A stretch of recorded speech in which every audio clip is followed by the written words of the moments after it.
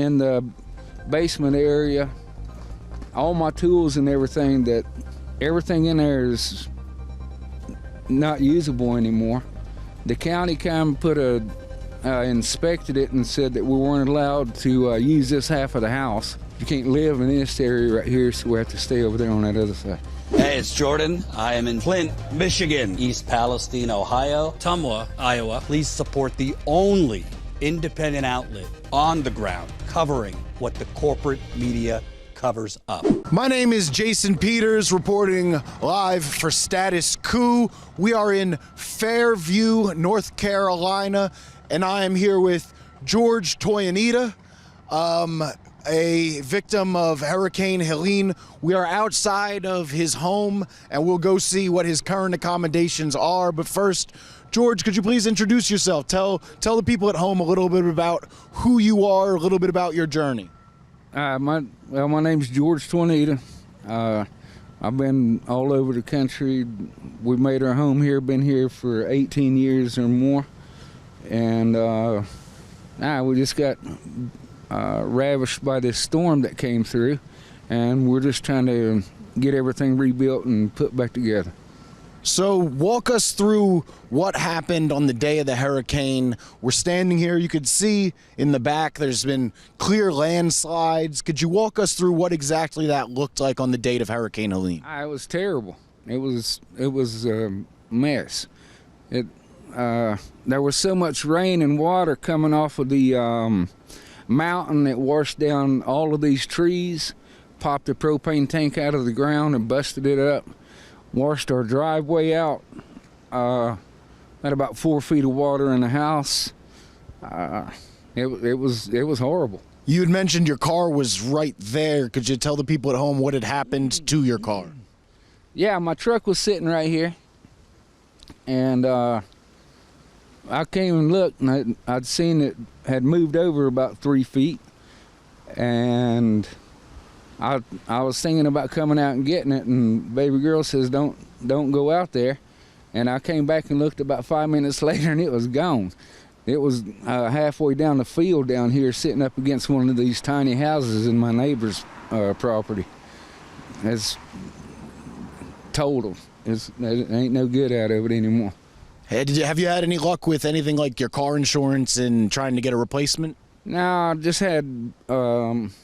I didn't have full coverage on it because it was paid off. I just had the basic insurance, and my insurance company doesn't cover anything that has to do with flood or anything like that. So I'm just basically trying to find something else. Do you mind me asking what insurance company that was? It's Allstate. Got it. So we'll talk us through a bit about what happened over here, the damage, and the usability of this house now. Right on. Well, the water was up about 4 feet in the basement area. All my tools and everything that ain't even all of them. I still got a bunch of them to pull out.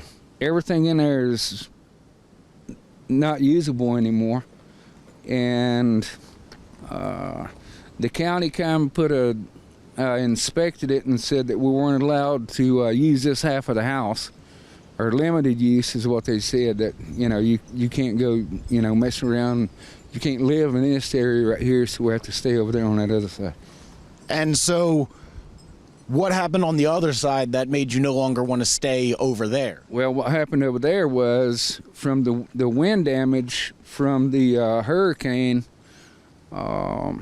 messed the shingles up on the roof, and water started leaking in the house. And right now we have mold growing in the kitchen area. And I'm pretty sure it's probably in the living room area as well, which I've been treating it, but I've got to take the cabinets out and cut into that wall to see if it's inside the walls, or what, if it's inside the walls, then I'm gonna have to take the whole wall out on both sides, which is gonna be a problem. So Hurricane Helene was over 100 days ago. How long were you living in this house in its current condition? Let's see, we stayed here for probably about 3 weeks.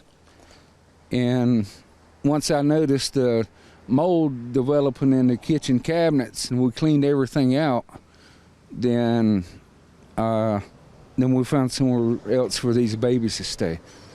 Yeah. Had you ever stayed in like a hotel or through FEMA or gotten any help through that?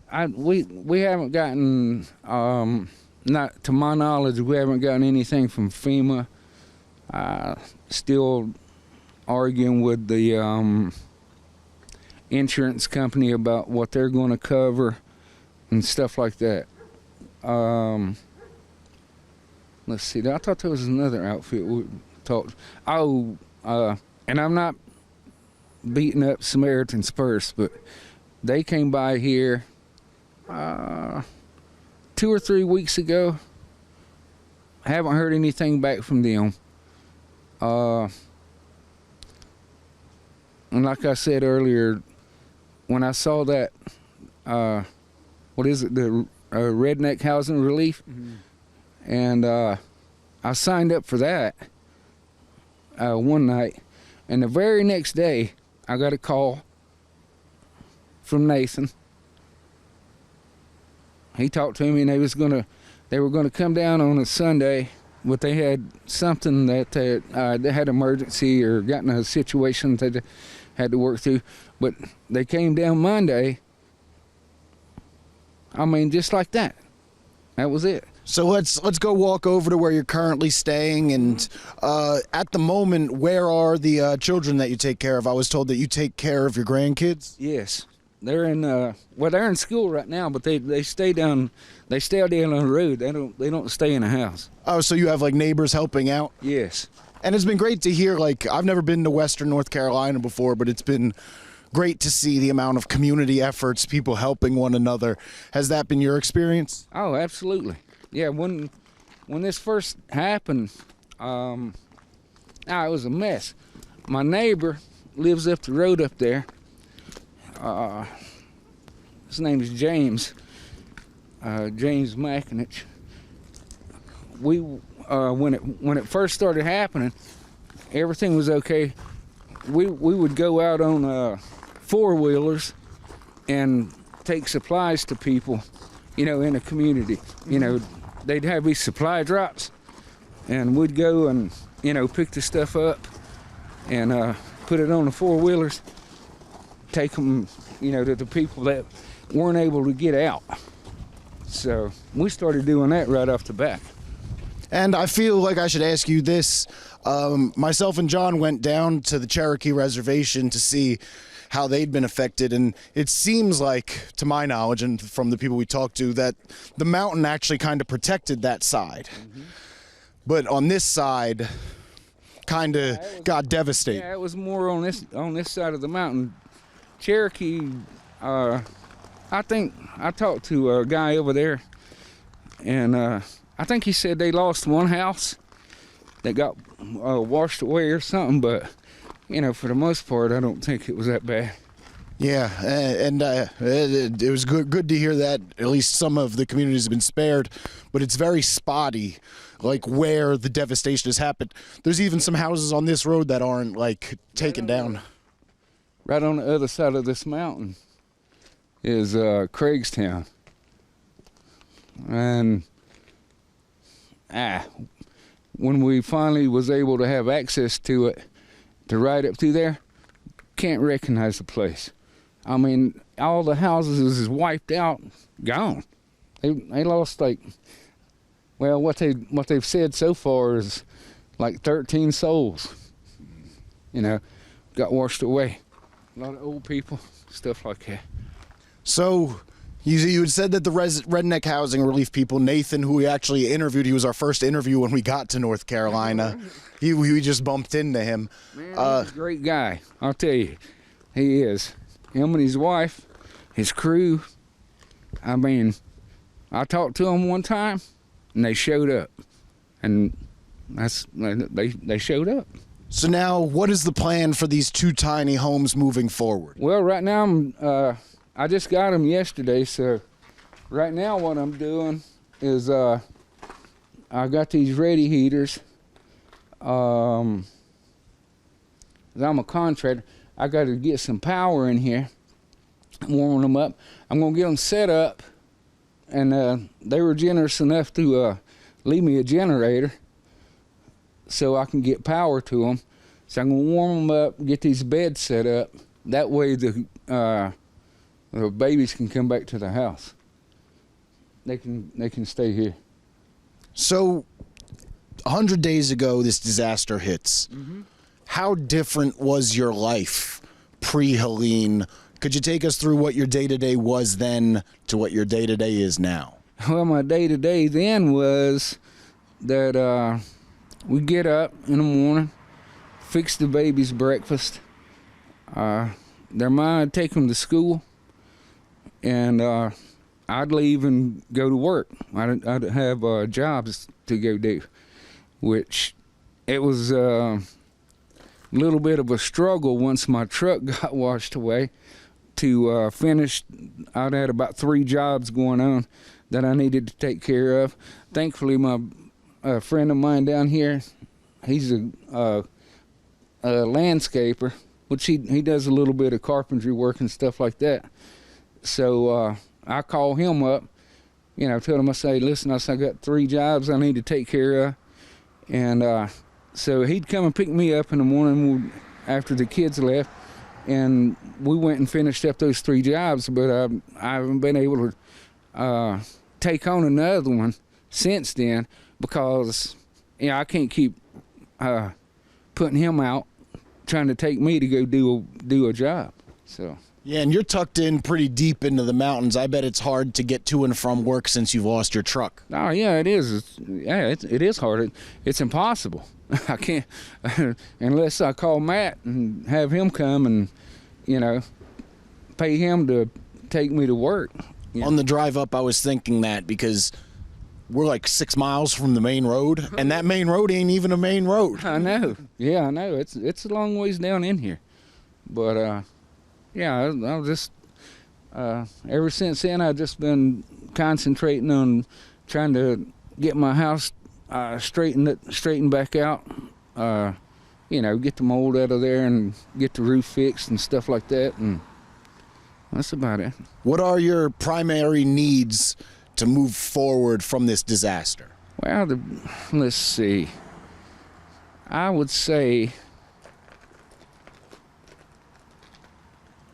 I need to, I think the first thing would be the roof repair and the, getting the mold out of the house, take care of that.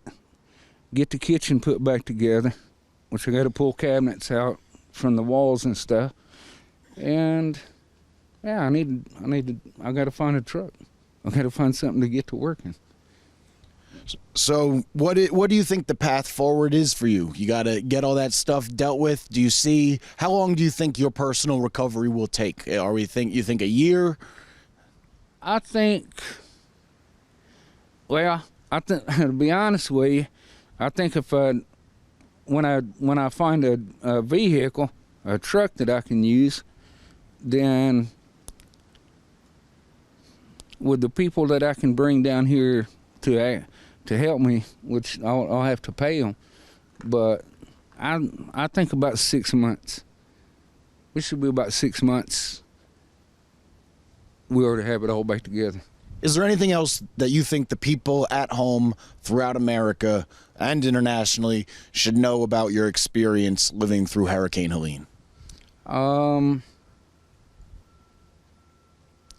Well, I don't know if I'm the one to answer that question, but what I would say is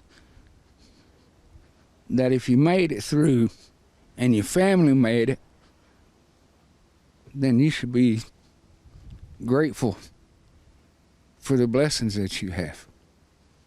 It was great speaking with you, George. Thank you very much for your time. Thank you.